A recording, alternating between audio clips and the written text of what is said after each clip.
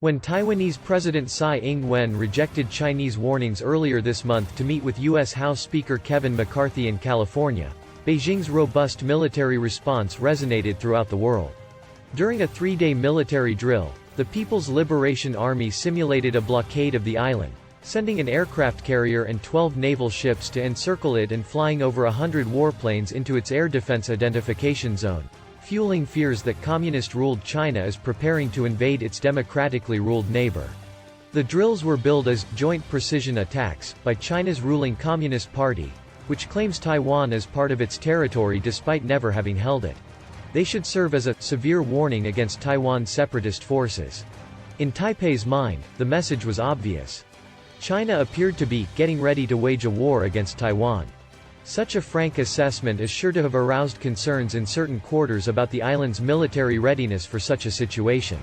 Taipei recently and very publicly stated that mandatory military service periods will be extended from 4 months to a year and that the development of its indigenous weapons program would be hastened to increase combat readiness. Analysts think a recent statement, possibly unnoticed in the global media, could be a game-changer. Talks between Taipei and the U.S. to construct a contingency stockpile of bombs on Taiwan's land. Defense Minister Chu Kuo-cheng told Taiwan's parliament in March that Taipei was in talks with the U.S. about establishing a war reserve stock on the island, a measure made possible by a provision in the 2023 National Defense Authorization Act signed into law by U.S. President Joe Biden last December.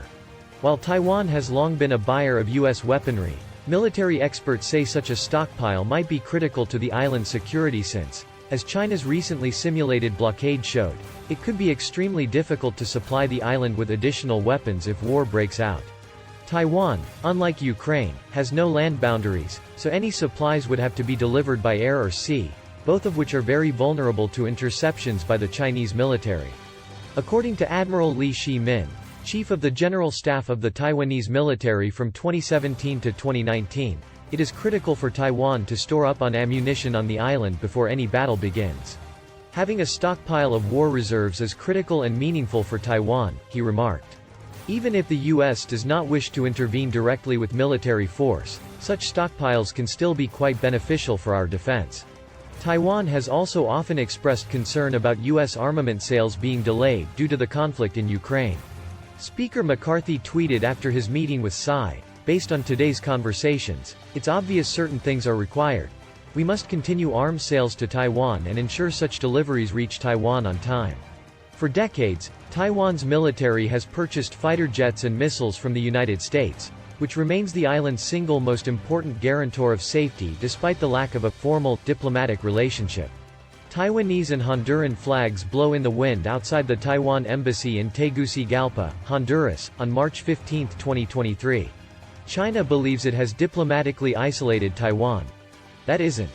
Last month, the Biden administration made news by approving potential military sales to Taiwan worth $619 million, including hundreds of missiles for its F-16 fighter jet fleet.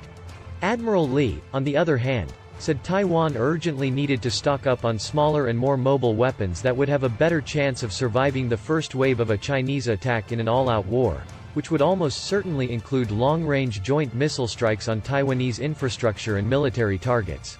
Li claimed in a high-profile book published last year called Overall Defense Concept that Taiwan should stop investing extensively in fighter jets and destroyers because its military assets were already vastly outnumbered by China's and could easily be paralyzed by long-range missiles.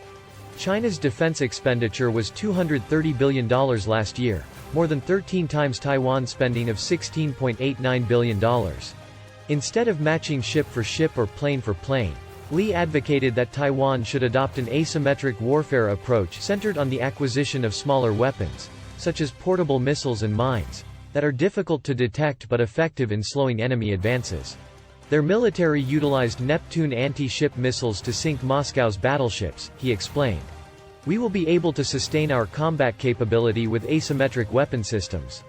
This is due to the fact that if our opponents wish to destroy them, they will need to approach closer to us, making them vulnerable to our attack. If we can create sufficient asymmetrical capabilities, I believe China will be unable to take over Taiwan by force, even in the absence of U.S. participation, he continued. Despite the U.S. maintaining tight unofficial connections with Taiwan and being required by law to transfer armaments to the island for self-defense, it stays purposely unclear on whether it would intervene if China invaded, a position known as strategic ambiguity. Weapons that can be carried around. Under this year's National Defense Authorization Act, which the U.S. House passed and U.S. President Joe Biden signed, Taiwan will be eligible for up to $1 billion in weapons and ammunition from the U.S.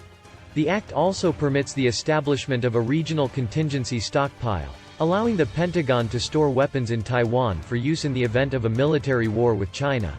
A spokesperson for Taiwan's Ministry of National Defense acknowledged that discussions with the U.S. are ongoing regarding the idea of contingency, the types of ammunition that its armed forces can use right away, and the timeline for transporting the supplies. According to the ministry, the measure is geared solely at addressing Taiwan's defensive needs rather than pre-stocking weaponry on the island. The U.S. Indo-Pacific Command declined to comment on the status of talks to build the stockpile but stated that it would continue to allow Taiwan to maintain a sufficient self-defense capability. Meanwhile, China's foreign ministry told CNN that it vehemently opposes any military exchanges between the U.S. and Taiwan and that Beijing will take all necessary steps to protect its sovereignty and security interests.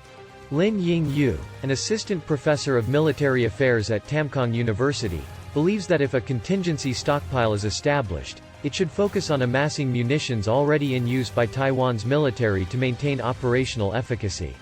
I believe the U.S. may be willing to send weaponry such as the Stinger and Patriot missiles, he stated. The Stinger is a surface-to-air missile that a single soldier may launch, but the Patriot missile defense system can intercept enemy missiles and aircraft. Another weapon that may be stored, according to Admiral Lee, is the Javelin, a portable anti-tank weapon system produced in the United States that has been regularly employed by the Ukrainian military to fight Russian tanks. He believes the National Advanced Surface-to-Air Missile System, or NASAMS, could be beneficial for targeting Chinese jets since it can fire the medium-range AIM-120 missile from ground level. He mentioned various anti-armor and anti-ship weaponry as additional weapons to investigate, as well as the loitering munition drone, a so-called suicide drone capable of attacking high-value targets with just a single soldier. If you have a large enough number of these kinds of asymmetrical weapon systems that survive the initial strike, you can retain the majority of your fighting capabilities intact and prevent the adversary from landing. How many is too many? Another concern is how many weapons or missiles Taiwan would require to defend itself against China. Analysts claimed it was difficult to provide a specific number because the conceivable fighting scenarios were so diverse. Admiral Lee claims in his book that the Chinese military may use a variety of methods to seize control of Taiwan. In the event of a full-fledged war, China may use long-range missiles to strike Taiwanese infrastructure and military targets before sending ground troops over the Taiwan Strait. Additional scenarios involving limited military action could include an aerial and naval blockade of Taiwan or the capture of Taiwan's small outlying islands along the Chinese coast. Lin, on the other hand, predicted that Taiwan would require tens of thousands of missiles.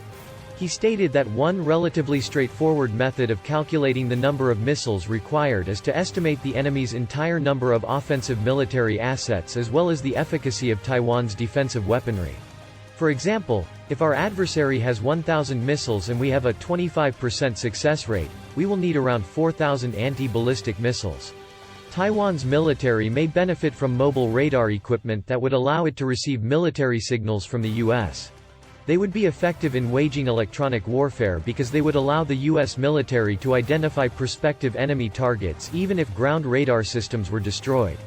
Even though the U.S. does not have troops on the ground in Ukraine, it has been able to advise the Ukrainian military where to fire their weapons by sending signals from its electronic warfare aircraft.